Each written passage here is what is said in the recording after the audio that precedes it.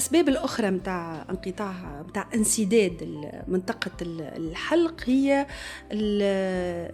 لي فاكتور اناتوميك، معناتها العوامل المورفولوجية نجم نقولوا، اللي هي ساعات ماهيش مربوطة بالسمنة. ساعات إنسان مش سمين، هنا نقولوا أنت مش سمين لكن سمين في الحلق متاعك، معناتها فما سمنة في الحلق متاعه، فما تضخم في اللسان أكبر حتى من الفم متاعه، ساعات قليل عنده الكهول تضخم في اللوزتين، ساعات الهات والريدو هذاك الحنك الرخوي اللي يشد الهات يبدا ساعات طويل وسميك اللي يعملنا انسداد في منطقة البلعوم، تأخر في الفك الأسفل.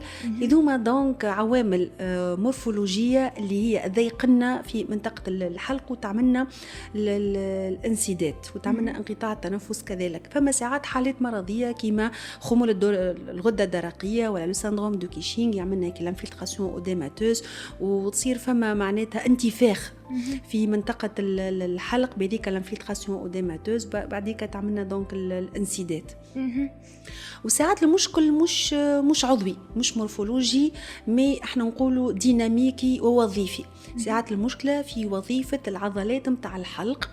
الوظيفة هذه ما هيش باهية برشا لأسباب معينة كما العمر، كما ساعات الأفراط في الكحول ولا الأفراط في أخذ المنومات وساعات حوايج مركزية، دونك تخلي العضلات متاع الحلق سورتو العضلات اللي توسع الحلق ومقاش تخدم منيح، دونك مقاش توسع الحلق ومقاش تتصدى للضغط السلبي اللي سكر الحلق وقت انقطاعات التنفس.